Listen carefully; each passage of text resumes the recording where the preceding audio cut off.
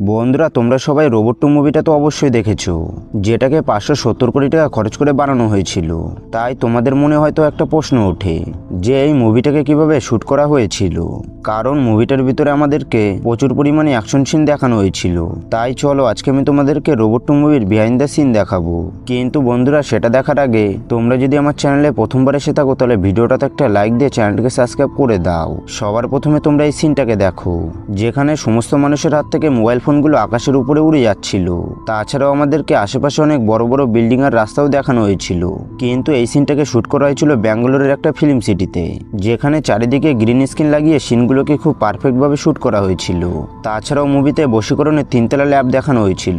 কিন্তু তোমরা এটা জানলে অবাক হবে যে এই ল্যাবটা শুধুমাত্র 1তলা রেডি করা হয়েছিল, যেটাকে পরে গ্রিন স্ক্রিনের মাধ্যমে 3তলা বানিয়ে আমাদেরকে দেখানো হয়।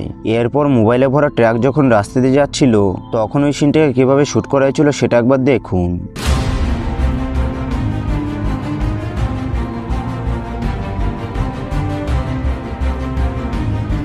এরপর টেলিকম কোম্পানির মালিকের সঙ্গে যখন পক্ষীরাজের দেখা হয় তখন আমরা এই সিনটাকে দেখেছিলাম।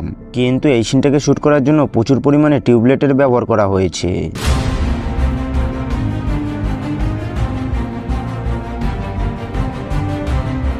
তাছাড়াও পক্ষীরাজ যখন মিলিটারিদের উপর আক্রমণ করে তখন আমরা কিছু ট্যাঙ্ক বাস্ট হতে দেখেছিলাম।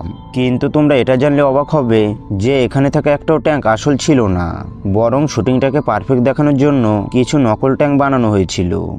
তাছাড়াও মুভিতে যতগুলো বিল্ডিং ভাঙা হয়েছিল সেগুলো সবই ভিএফএক্স এর মাধ্যমে তৈরি করা হয়েছিল। এমনকি চিট্টির কিছু অ্যাকশন সিনের জন্য কিছু 3D মডেলের সাহায্যে সিনটাকে এডিটিং করা হয়েছিল। তাছাড়াও তোমরা মুভিতে এমন কিছু সিন দেখেছো যেগুলো একদমই রিয়েল না, কারণ এই মুভিটাতে প্রচুর পরিমাণে 3D শুটিংয়ের ব্যবহার করা হয়েছে। এরপর মুভিতে পক্ষীরাজ যখন বশীকরণের বাড়িতে অ্যাটাক করেছিল তখন আমরা দেয়ালের চারিদিকে প্রচুর পরিমাণে মোবাইল স্ক্রিন দেখতে পাই, এবং এই সিনটা দেখেও আমাদের প্রচুর ভালো লেগেছিল। কিন্তু এই সিনটা শুটিং করার জন্য পুরো রুমটাকে সবুজ রং করা হয়েছিল। এবার দেখো অক্ষয় কুমারকে পক্ষীরাজ তৈরি করার জন্য মেকার্সরা কত কষ্ট করছে। আসলে পক্ষীরাজের লুক আনার জন্য অক্ষয় কুমারকে 6 ঘন্টা একটা চেয়ারে বসে থাকতে হতো। তাছাড়া ওই মেকআপটা ওঠানোর জন্য 2 ঘন্টা সময় লাগতো, যেটা পরে এডিটিং করে আমাদেরকে মুভিতে দেখানো হয়েছে। তাছাড়াও মুভির ক্লাইম্যাক্স একটা স্টেডিয়ামে শ্যুট করা হয়েছিল, যেটা দিল্লির জওহরলাল নেহরু স্টেডিয়াম ছিল, এবং এখানে 3টে আলাদা আলাদা পদ্ধতিতে শুটিং করা হয়েছিল। তো বন্ধুরা, এই ছিল রোবট 2 মুভির কিছু বিহাইন্ড দ্য সিন। আর বন্ধুরা, তোমাদের কোন সিনটা বেশি ভালো লেগেছে সেটা কমেন্ট বক্সে অবশ্যই বলে যাবে। আর ভিডিওটা যদি ভালো লাগে তাহলে একটা লাইক দিয়ে চ্যানেলটাকে সাবস্ক্রাইব করে দাও।